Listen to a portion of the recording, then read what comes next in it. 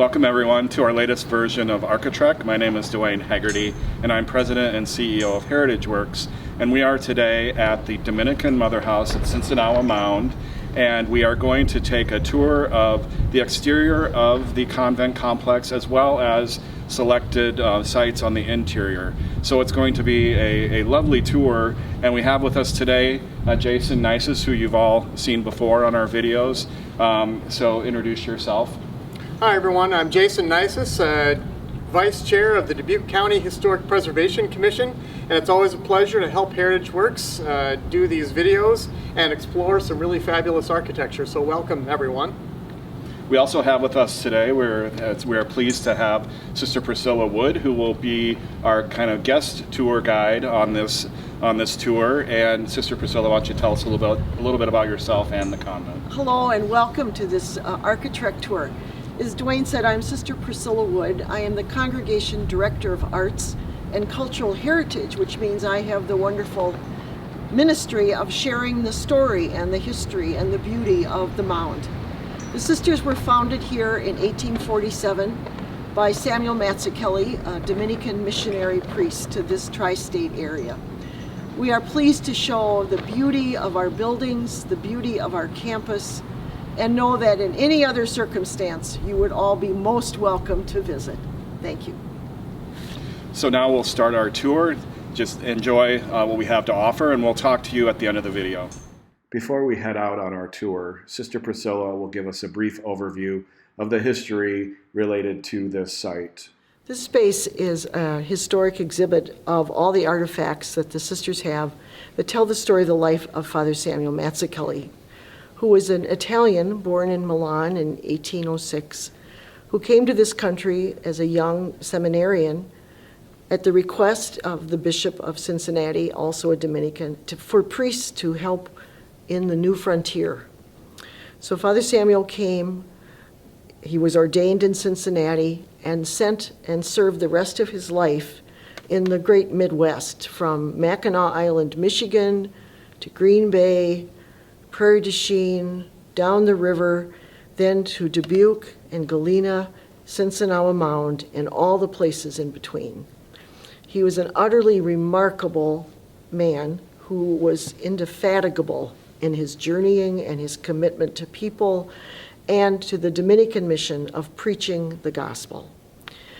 Because of Father Samuel in 1847 received the first women who answered his invitation to begin really a religious congregation. And from those first two, the congregation has grown, and Sinsinawa Mound has been our home. But this is about Father Samuel.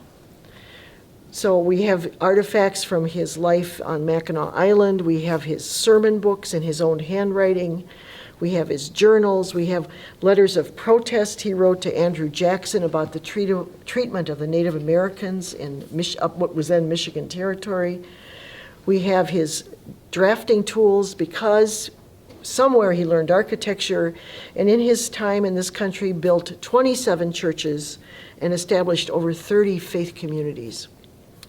He also, in addition to founding the sisters, founded a school for young women, which was beyond the norm in terms of what it asked of women and how it felt women could be educated.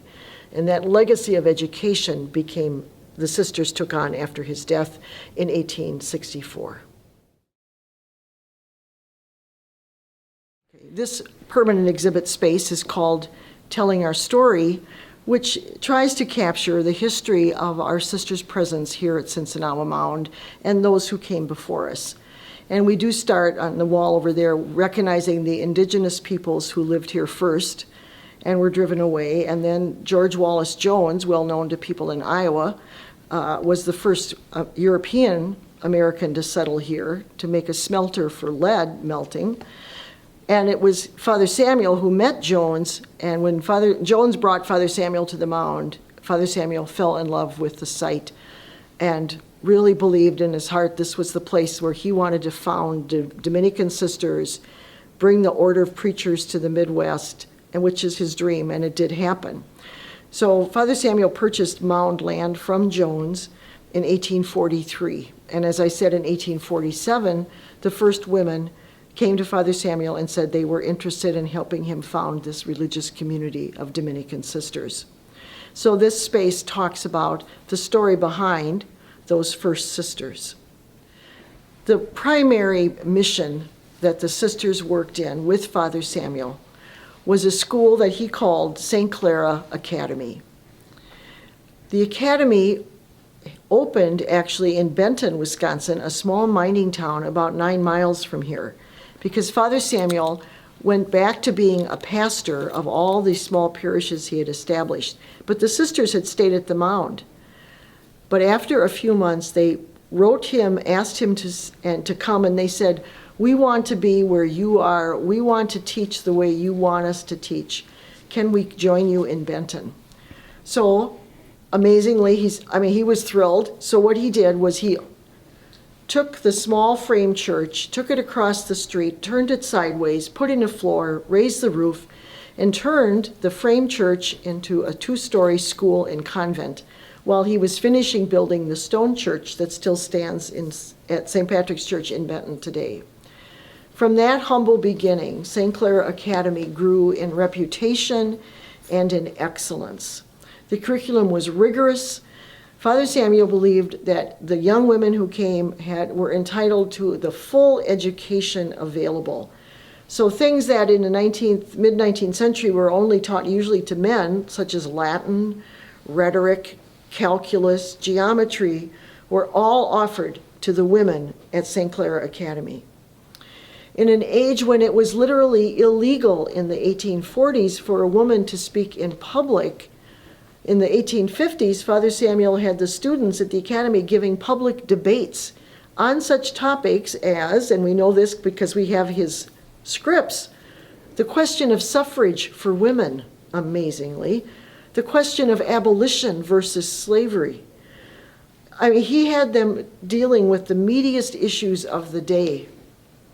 The school was doing very well when Father Samuel died unexpectedly of pneumonia that he caught going out on a sick call in February of 1864. The sisters were devastated, but he had always been their friend and founder. He was never their boss. He was never their superior. So it was the sisters' decision that even though the school there was beautiful and very successful, that home was Sinsinawa, and that Father Samuel had always envisioned them returning to the mound. So very gutsy, Mother Emily, who was all of 25 years old, helped purchase the mound from the Ryan family and moved the sisters and the whole school back to the mound in 1867. So the sisters have been at the mound nonstop since that time. St. Clara Academy became St. Clara College because the rigorous curriculum that was recommended by the Board of Regents of the University of Wisconsin. And St. Clara College migrated to the Chicago, now the suburbs, it was Prairie then, of River Forest, Illinois. So the school still continues to this day, now known as Dominican University. But our sisters, as excellent teachers, comes originally from Father Samuel, who taught them at night. He taught them the arts, he taught them languages, he taught them theology, he taught them the sciences. He would bring in teachers, the best he could get to educate the sisters so they in turn could be the best teachers they could be. And our congregation has had that reputation for its 175 years. And we owe it all to Father Samuel and the founding years of St. Clara Academy. Before we start the architectural tour, we'll give you a frame of reference of the buildings that you will see on the tour today. The Mother House at Sinsinawa Mound is a multiple building site. We will show you 4 buildings today, but there are many more buildings on the site that you will not see. The oldest building on the site is the stone building that was constructed, half of it in 1847 and the other half in 1857. The next oldest building is the St. Clara Academy building that was constructed in 1882 with an addition in 1893. In 1899, the St. Clara Convent building was constructed, which is the residence for the Dominican nuns at Sinsinawa. Finally, we will take a look at the Rotunda building, which was part of the Dominican Education Center constructed in the early 1960s. So we're going to see buildings today from many different eras of settlement on the Sinsinawa Mound here. What we're standing in front of right now is one of the oldest remnants of the original settlement that was established here in the 1820s by George Wallace Jones, who was one of the earliest settlers in this area. This is over 20 years before Wisconsin became a state. So he was one of the early settlers here. He did some lead mining here and some smelting. He was kind of a controversial figure. He was a well-known Democrat at a time when Democrats were supporting the cause of slavery and things in the South. He owned a few slaves and things himself.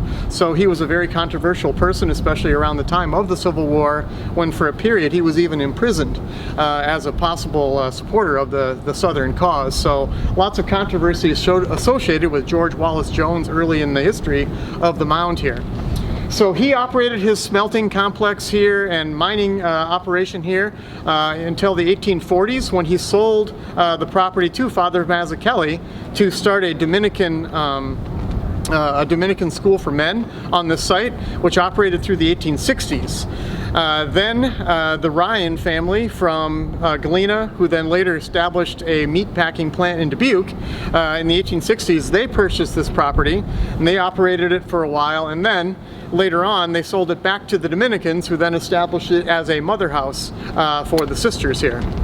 So what we're standing in front of here operated as a granary. And it's actually a two-story structure, so you've got kind of storage and things in the base, and there would have been grain storage also up above. You can see that it's kind of in the side of a hill, so there would have been access probably to load it from the top as well, from up above on the top. And here you can see it's got in the front, it's got these giant buttresses. If there was a lot of grain inside, it added a lot of weight to the walls, and the walls would want to bow outwards. So putting these big buttresses on the front would keep the walls from collapsing under the great weight of the grain inside. They also think that this property or this building was used as a fort in the 1830s during the Black Hawk War.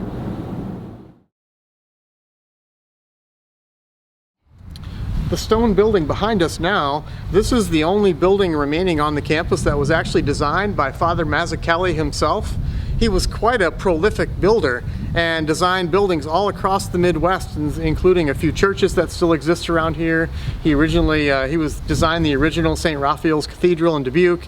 So he was quite a builder. But this building was designed by him as well. This east half is the original building, built in 1847. It originally housed the Men's Academy that he established here, and then about 10 years later they built the west half on the side, and again this would have been where some of the priests and things would have lived, but they also had the classroom spaces within. The first 3 stories, when this building was originally built, it had a half story on the 4th floor with kind of end gables on the end, and there was a Greek inspired belvedere, like a cupola kind of on the top. This is a Greek revival building, but in the early 1900s, they put a full 4th floor on top of the building, put that mansard roof over the top of it, and so it looked like it now looks after that renovation was done.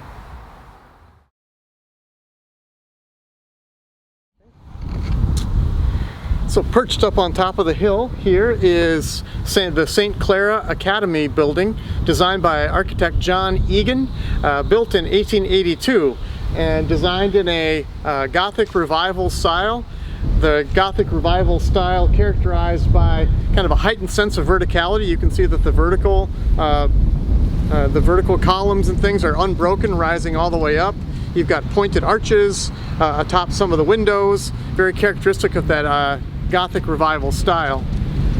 This building I think is interesting because it's almost a form follows function type design. This was designed as a classroom space, some residential, and of course a worship space, a cathedral or a chapel for use by the nuns and by the students. So as you look at the exterior of the building, you can pretty easily identify where that chapel is. perched up on the 3rd floor atop the building there. You can see the pointed arches and the stained glass windows and the cross atop of it with the large pointed gable at the top. The rest of the building you can see has more of a regular design. The windows kind of marching down. So this would have been the classroom space here on the right side, my right, and then underneath the chapel was all classroom spaces and some residential. Another noteworthy feature of St. Clara Academy here is this tall tower, this bell tower that's right above the entrance. Another kind of hallmark feature of most Gothic design. So there is a bell tower at the top. You've got a statue of St. Mary right above the entrance, or right below the bell tower. And it's got a very interesting oriel bay window on it that is a little bit unusual. A lot of times for these bay windows, they'd be made out of wood or galvanized tin. This one's actually made out of stone, which gives it a slightly different look than you would see on a lot of buildings like this. But it really gives a sense of soaring kind of verticality to right above the entrance to St. Clara Academy. So in 1892, they needed to put an addition onto St. Clara Academy. So the building behind me was added on, and you can see that the architectural style and the materials, the rhythm of the windows, everything is pretty similar to the original building from 1882 designed by John Egan. So a very easy transition. They call this building the Columbian Building because it was built at the time of the World's Columbian Exposition in Chicago. And there was a heavy focus on the arts at St. Clara Academy. And since it was a boarding school, a lot of the people who sent their children here were quite wealthy, and they would have been patrons of the World's Columbian Exposition, which was a huge showcase for arts. So they decided to pay tribute to the World's Columbian Exposition in the naming of this addition to St. Clara Academy. We're in what are called the formal parlors of the Academy building, which was built in 1882.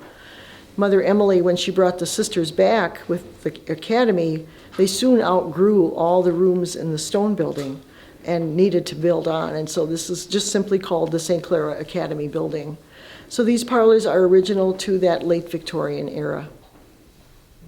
Great. We're inside St. Clara Chapel, which was built by Mother Emily when the school built the Academy building, and then the section behind me was added years later as the school and sisters community grew. There's some very special artwork and symbols in this what we call the old chapel. In the ark behind me in gold lettering, you'll see the words in Latin, Quam delecta tabernacula tua Domine virtutem, which means, how lovely is your dwelling place, O Lord God of hosts. This is Psalm 83, and it was recited by Father Samuel as he was dying. And our sisters always remembered that. It became very special to the community. We sing it, and we have many different versions of it set to music. And Mother Emily again decided that was worth, and Father Samuel also prayed that with every church he built. So this is a lovely dwelling place. It's a beautiful inscription to have. Then the windows behind it, what we call the Christmas window or the Nativity window at the top, has always been a very special one for the sisters to appreciate. So the rear windows of the chapel, which was originally the only piece of the chapel that had windows, feature the 4 great saints of the Dominican order. To my right are the women Dominican saints, and the first one holding a rose is Saint Rose of Lima, the first canonized saint from South America and the patroness of that country and of South America. On this side, we have the great medieval Saint Catherine of Siena, who was from Siena, Italy, and is is a doctor of the church, a great rank of acknowledgement of her wisdom and skill in the Catholic Church. Then the 2 men Dominican saints that are portrayed among the many are, in this window, St. Thomas Aquinas, the great doctor of the church, the great theologian, and the symbol of the Eucharist on his chest because of his work in promoting and helping us understand the theology of Eucharist. And then on this side is St. Dominic, holding the book of the gospel, always he's shown with that, and the Rosary. The architectural style of the St. Clara Chapel is Gothic Revival, and the characteristics of Gothic Revival are the pointed arch windows, which Priscilla talked about. We also have the classic Gothic Revival church would have kind of the nave with the main aisle and then 2 altars flanking it. And then we also have this wonderful truss system here at St. Clara Chapel that has kind of the wood trusses, but then they're tied together with these wonderful wrought iron truss system. And what this does is it makes it so that there doesn't need to be any supporting pillars, so that you're able to have this really open space. Some of the terms of these trusses, the sides, those that kind of jut out where you have this truss kind of settling down on that projecting piece, that's called a hammer beam. And that was utilized in medieval English architecture. So here we have the St. Clara Convent, which is where the nuns are housed, built in 1899, done in a Queen Anne style. Queen Anne, you can see you've got these dormers with the pointed gabled ends, this kind of octagonal turrets on the side here. Pretty symmetrical, but very reserved ornament. A lot of times Queen Anne buildings would have a little more ornamental detail, and this one doesn't. But still, it's very fits in with the rest of the historic architecture on the campus, and it's a very nicely designed building. This is where nuns are still residing in this. So the buildings that were built in 1963 were designed as a multifunctional space with lots of different uses and lots of different ways to get into the facility, and lots of different people needed to have access to these spaces. So here we're standing in front of the entrance to the Education Center, and from this angle too we can see that it's a reinforced concrete building, a poured in place reinforced concrete. You can see the exterior pillars going up there. These are concrete pillars with a decorative stone applied to them and then infilled with brick. Concrete allows lots of really interesting sculptural shapes.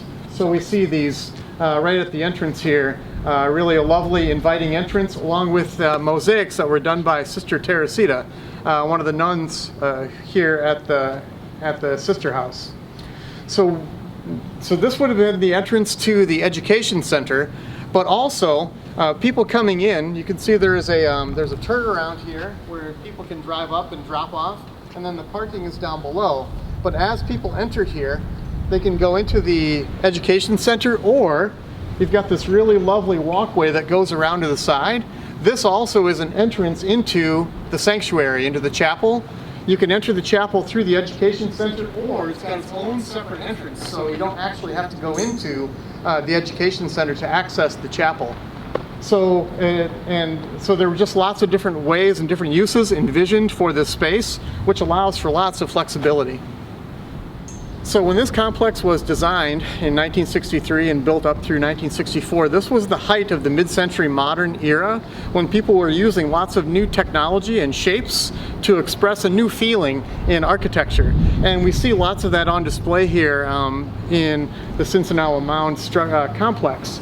So there's a juxtaposition of natural stone along with more modern materials, but even the natural stone itself is laid in a very crisp, clean, modern style, so that it's clearly a modern building, but it's also making some referential ties into the natural limestone of this area.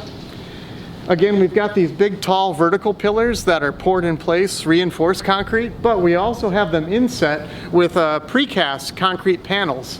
And you can see that they've got these kind of a hexagonal window openings that kind of slice through, so you can see different aspects of the building kind of behind them.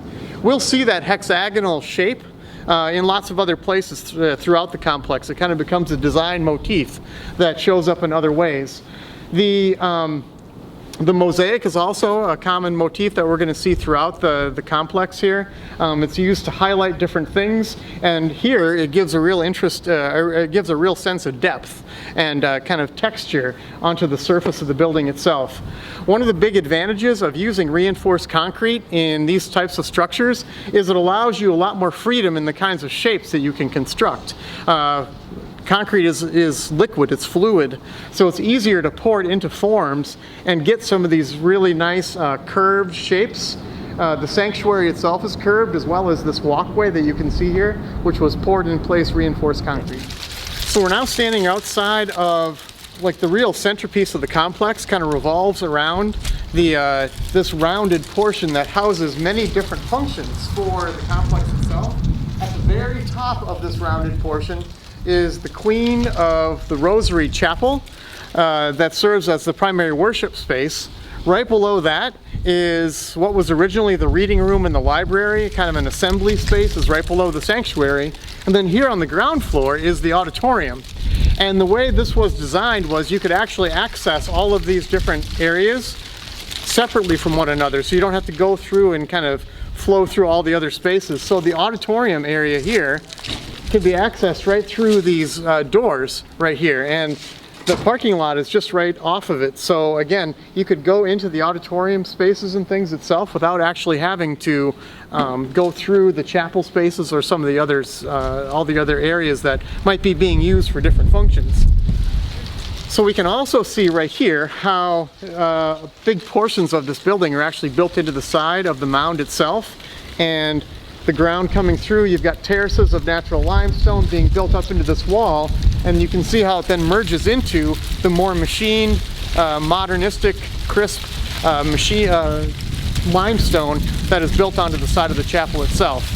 And having these different access points allows each one of these different areas to be used independently from each other. So we're now standing in a little courtyard that's right off of the education center, and you can see that the chapel is over here to my left. And this area originally had a large walkway that connected the chapel over to like past this cafeteria building that's over on the side here. You can see there is still one of the kind of almost cloistered walkways. It still exists here on the side that connects the education center over to the cafeteria portion, as well as the dormitories that are up beyond it there. Again, here we have that hexagonal motif, the windows on that cloistered walkway. A nice design tie-in to the whole space. And just like much modern design, the walkways themselves are not necessarily like at right angles and things. They went where they needed to go. So from aerial views, it really adds a nice visual interest to the space to see these walkways kind of crisscrossing across the complex. This beautiful rotunda building, as we call it, is this piece of it where we're standing is called Queen of the Rosary Chapel. This chapel was built, this whole building cornerstone was laid in 1964, and the sisters moved in late 1966. One of our sister artists, Sister Teresita Kelly, who was an art professor at Edgewood College at the time in Madison, Wisconsin, a school we sponsor, which is still there, was tapped by Mother Benedicta, the sister who was in leadership, to be the one to design the chapel. We knew the size of the building, but it was Sister Teresita who designed all the beautiful stained glass windows. She designed everything behind me, the screens, the steel screens that separate the prayer space and sacristies from the main body. She designed the altar and ambos, which are made of stone blasted out of the mound. She designed all the smaller windows. She designed the Stations of the Cross, which are on a reverse wall. This is all her gift and genius.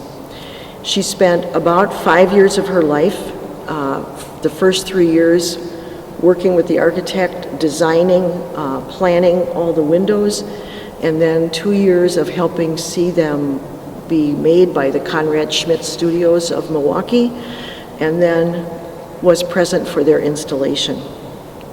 What's interesting is Queen of the Rosary, is the titular name for the congregation. So we're the Dominican Sisters of Sinsinawa of the Most Holy Rosary of the Order of Preachers. So this chapel was dedicated to Mary, Queen of the Rosary. And Sister Teresita died in her 90s on the Feast of the Rosary, which I always find was her little blessing, maybe. So Teresita's genius was in, I call it a combination of poetry, engineering, and artistic talent. Because these windows are made of slab glass. It's about this thick. To withstand the wind was one factor from up here. Before we continue, let's learn a little bit more about slab glass, or what's also called faceted or dalle de verre glass. Leaving the pups without a stain on their character, we move to a factory in Wealdstone, where the manufacture of stained glass windows illustrates the character of a great tradition in glass craftsmanship. And now comes another method in the same tradition, using glass an inch thick and pieced together with, strangely enough, cement.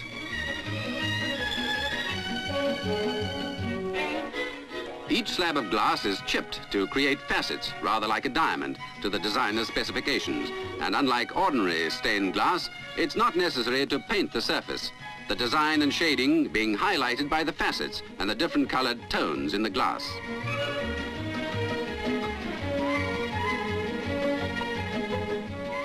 With glass made on the premises, the exact color shade can be produced. By the way, the furnaces have never been out since the studios began on the site of the Whitefriars Monastery in London of 1680, not even when the works were moved, for a brazier mounted on a cart carried the fire to Wealdstone for the new furnaces.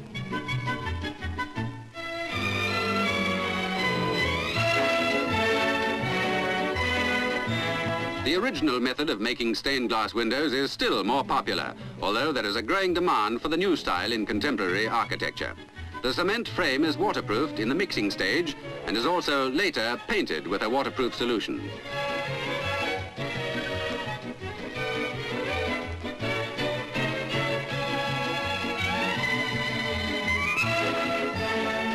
And so the window, designed to blend with the general appearance of the building in which it will be housed, nears completion.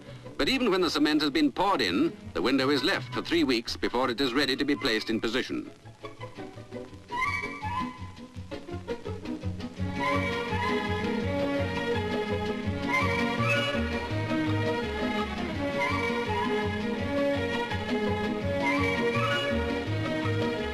Something that was once merely a black and white drawing to guide the craftsman has come to life in the full glory of translucent color schemes.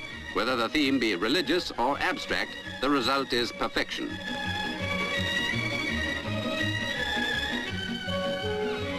In this way, the product of an apparently incongruous marriage of glass and cement has become a thing of beauty.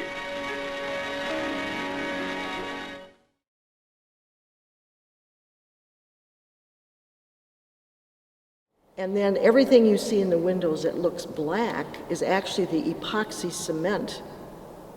But she didn't do the traditional even leading that you find in older windows.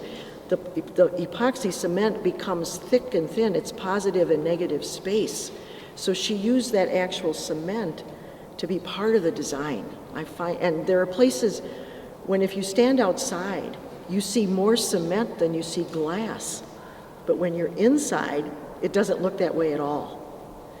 She also took color palette as a metaphor for faith.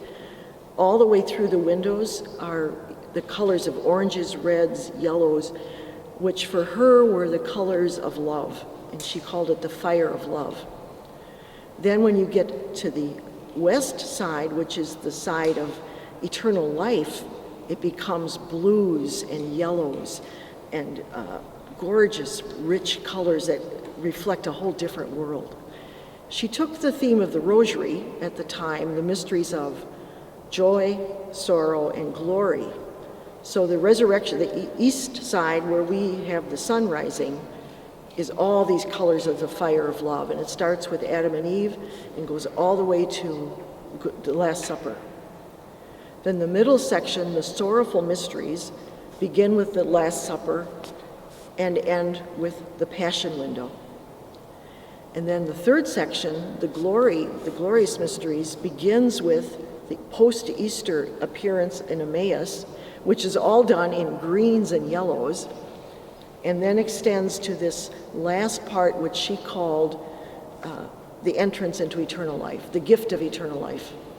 And then the very last major window is St. Dominic, the founder of the Order of Preachers. So her vision, and in every window there are details, and I give these tours and people go, I never saw that in there. People who've sat in this chapel for years still find things to look at, you know. So she had this very quiet and peaceful demeanor about her. I can't imagine the stress, but she was able to do this. And when the chapel was dedicated, she went back to work and back to teaching art at Edgewood College. So it's a tribute to the artistic history. Our sisters have a great and rich tradition, going back to Father Mazzucchelli, of the arts. He himself taught the sisters painting. He had a piano brought up from Chicago via ox cart from Galena when they had a log cabin school. The arts have always been part of our history, and so the fact that this chapel has so much of what is art and beauty and symbol is no accident. Sister Teresita also designed all the furniture, in a sense, if you will, for the space. This altar is about 2 tons of Niagara limestone that is from the mound itself. It's also, again, in her amazing thought, this is very much a representative of what we would call an ancient Hebrew altar of sacrifice. So she connects the Judeo and the Christian. And then this is just completely unpolished limestone. The base is unpolished, and this slab, which is asymmetrical, is smooth only on the top. She also used that same limestone for what are known as ambos, or you might say lectern. This is also stone from the mound. Then behind the altar in the center of the sanctuary is, as in all Catholic churches, the symbol of the tabernacle. Now, what she took was another Judeo metaphor, if you will, for the presence of God, the burning bush. So those striations of bronze that cascade down are the tongues of flame, because the symbol of the tabernacle, of course, this is the living presence of God. And Moses says, you know, the bush is the presence of God. Then the plaster striation shape is a both and, which Dominicans like to talk about, because both the shape is your hands go up in prayer, it's a place of supplication, and then God's mercy flowing down. But it's always both. It's never just one or the other. Then on either side of that, of the tabernacle, are these steel screens. And we kind of laugh sometimes because people like to think, what does that represent? Oh, it's this, or oh, it's that. She never named those. She never gave a title to those. I think she just kind of enjoyed people's imagination at work. So it's whatever you choose to see. What makes this space so amazing to people are several factors. First of all, the fact that it's completely freestanding. There are no pillars anywhere. So it's that new mid-century modern architecture of open space. Then it's orientation. North is where the organ loft is in the organ. But in the Psalms is a line that says, from the rising of the sun to its setting, may the name of God be praised. So this is east and this is west. So from the first hint of light in the east, these windows are illuminated. And the sun travels all day until at sunset it finishes the circle of light. And if you look at that window right now, she had the glassmakers, because I've seen it up close, gouge down into that thick glass. So there's, in every window there are pinpricks of thin glass. And they become like, they capture it. It's like pools, little pools of light that you only see when the sun is hitting it directly.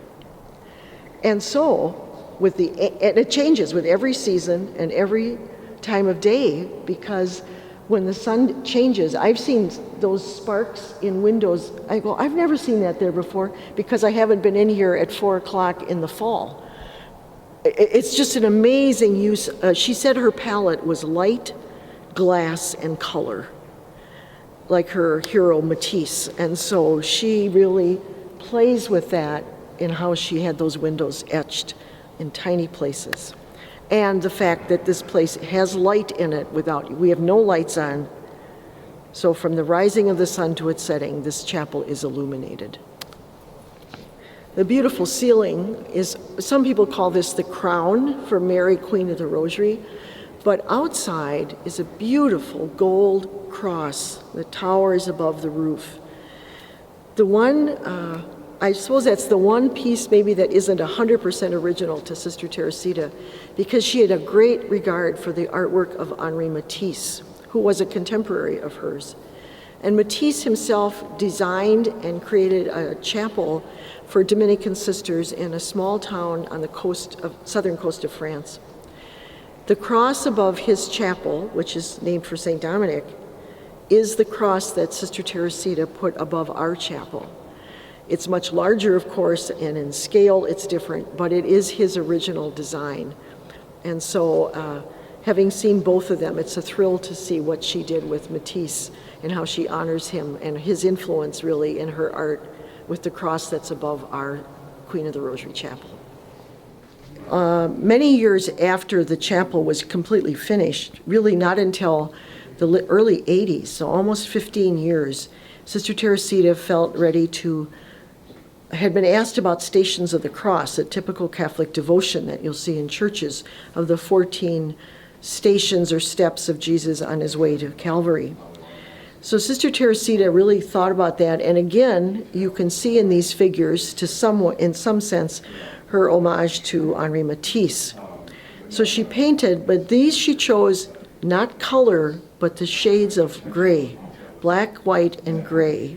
She painted directly on the walls, and she blended, I guess would be a word I use, the stations. So in each section, there are 2 or 3 or sometimes even references to 4 of the events of those 14 traditional steps. So behind me on this wall, you see Jesus being helped by Simon of Cyrene, who was pulled from the crowd to help carry the cross. The next to him, next to Jesus, is the image of a woman holding up a towel or a cloth, referencing Veronica, who offered to wipe the face of Jesus. Then you have the Mount of Calvary in the background, and then at the far end of that, you see Jesus on his knees, which is a reference to one of the falls, the 3 falls of Jesus. So here she has 3 stations combined in one. This special room at the back of the chapel was also designed by Sister Teresita, and her good friend and another wonderful artist in the congregation, Sister Clara Academy, was asked by Teresita to design all these beautiful copper, very modern, abstract, and copper designs to hold the saints' relics. This is called the Reliquary Chapel. So some of these are small containers of relics of saints, both special to the Dominican order and to the church in general, that are usually gifted when a community builds a new church. So the art of Teresita is here. But then another special factor in this chapel, why it's a little place of prayer, is that statue in front of some pieces of the glass from the windows is Our Lady of Sorrows, which was personally owned by Father Samuel Mazzucchelli, the founder of our community. He got it, he admired it in the office of Henri Lacordaire, a famous French Dominican who revitalized the order in France after the Revolution. And eventually Lacordaire actually shipped this statue to New York, and directions from there that the Dominicans send it to Father Mazzucchelli at Sinsinawa Mound, and he had it ever since. So it's something that was in his actual possession that means a lot to our sisters. And the crown on it is actually a replica of an actual real gold crown that miners from Benton, Wisconsin, where he was pastor, when the lead mines were fading, several miners left Benton and went to California because it was 1849. Several of them did find gold. They sent these nuggets back to Father Samuel, as a thank you and to help him in his work. And he in turn took some of it and had a jeweler make a crown, which in that era was a real honor to have crowned the statue of Mary. So that's the story of the crown. This is the lower level of the Rotunda building, below the heritage level, which has always been called Mazzucchelli Aula, which is simply an Italian word for auditorium. When this building was built originally, it was for hundreds of sisters who were here studying at the time. And so every level had a purpose. This level was for lectures and concerts, and it was to be used all the time. Now we use it as often as we can, which isn't often enough, for concerts and programs and lectures, and we've had some wonderful events here. So the stage and the seating was all for that purpose. And then around our offices, and because of the arts, this was the music level. And there are still rooms for choral music, and we have a singing seniors group that sings here. We have piano rooms. Our sisters teach piano, and we have some wonderful music practice rooms that are behind the stage area. Then in what was one of the other music rooms, we have an indoor labyrinth, that medieval custom of spirituality, of kind of a spiritual walk. So people come down here to walk the labyrinth as well. Well, thank you for joining us on our tour. We saw such a wide range of architecture, all the way from the 1840s up until the 1960s. I especially enjoyed the chance to showcase some of the mid-century modern architecture that we just don't have that much of in the tri-state area, so to see such an amazing example of that is really a treat. So thanks for joining us today. Okay, I too want to thank everyone for joining us on this tour. And this is a special tour for us because we at Heritage Works are working with the nuns at Sinsinawa to get this whole entire site listed on the National Register of Historic Places.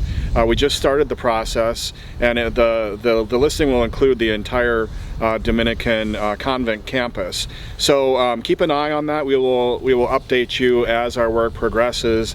Once the site is listed on the National Register of Historic Places, it will have it's an honorific title to be listed on the National Register, but then that will also open up opportunities for funding such as historic tax credits and grants and other types of funding. So again, thank you for joining us on this tour, and we will keep you posted as to future tours, so keep an eye on our Facebook page and other social media, and we look forward to seeing you again soon.